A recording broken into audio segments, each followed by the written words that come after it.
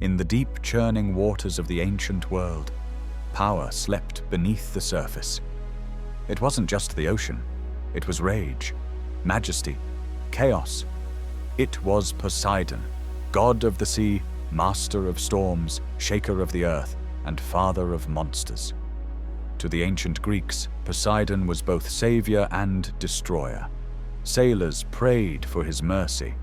Cities feared his wrath, and gods respected his might.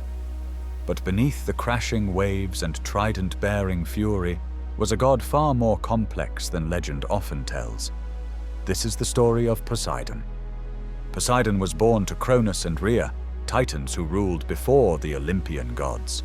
He was one of 6 siblings: Zeus, Hades, Hestia, Demeter, and Hera.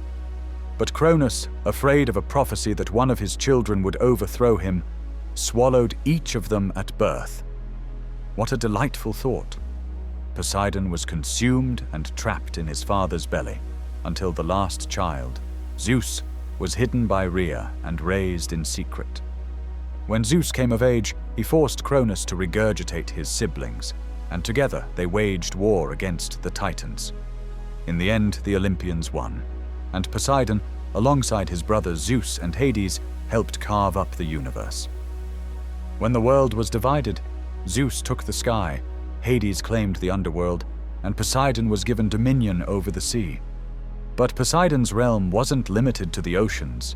He also commanded storms, earthquakes, and horses, a strange trio that made perfect mythological sense. The sea, like Poseidon himself, was beautiful one moment and deadly the next. Calm before the storm, then violent without warning. His symbol, the trident, could stir the oceans, create tsunamis, and even shatter land itself. He earned the name Earthshaker, feared for his sudden anger and unpredictable power. Poseidon was not a god of patience.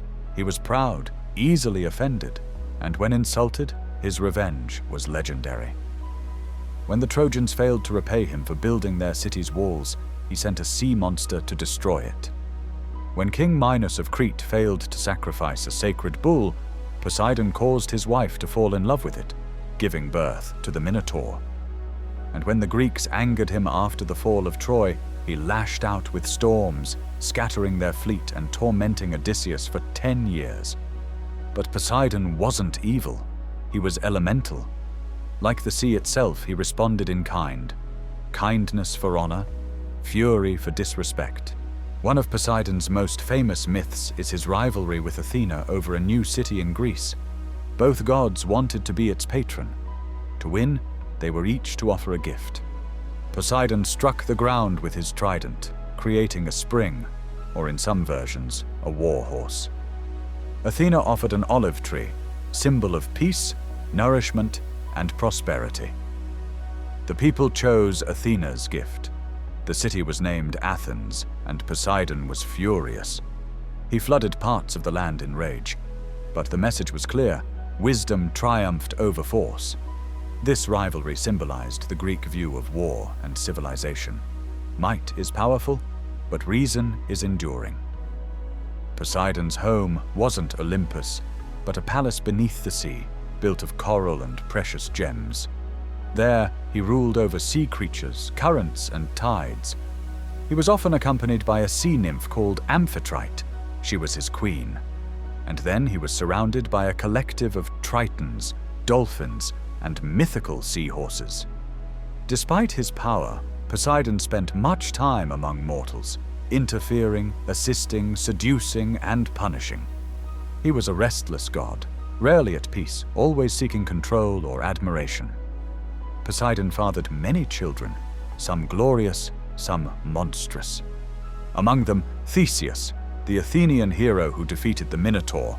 In some versions, Poseidon is his father. Pegasus, the winged horse, born from the blood of Medusa after she was slain. Polyphemus, the Cyclops who captures Odysseus and is later blinded by him. And numerous other sea creatures, giants and minor deities. He was not a nurturing father, but his children shaped many of Greece's most dramatic myths. One of Poseidon's longest and most personal feuds was with the Greek hero Odysseus. After the Trojan War, Odysseus blinds Poseidon's son, the Cyclops Polyphemus, to escape captivity.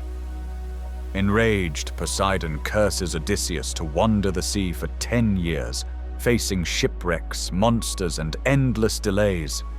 Only when Odysseus humbles himself and offers Poseidon tribute does the god finally relent. This story shows Poseidon's complex character. Honor matters more than vengeance. But until he's honored, he does not forgive.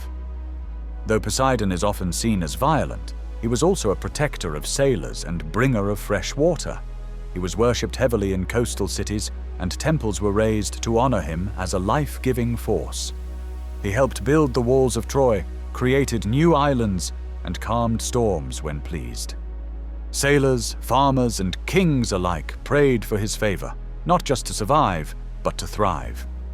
Poseidon had many temples, but one of the most famous is at Cape Sunion, overlooking the Aegean Sea. Sailors would see it as they left port, praying for safe passage and swift return. In Roman mythology, he became Neptune, a similar but more refined figure, often associated with control over sea trade and empire. Today, Poseidon endures as a symbol of untamed power, a reminder of nature's beauty and destruction. Poseidon was never just a god of the sea. He was a force, raw, unpredictable, awe-inspiring. A god who could raise cities or drown them, who fathered heroes and monsters alike. He teaches us that power is neither good nor evil. It is what we do with it. It is how we respect it. In every wave, in every storm, and in every trembling of the earth, the legacy of Poseidon remains. He is Poseidon, Earthshaker, Stormbringer, Lord of the Deep.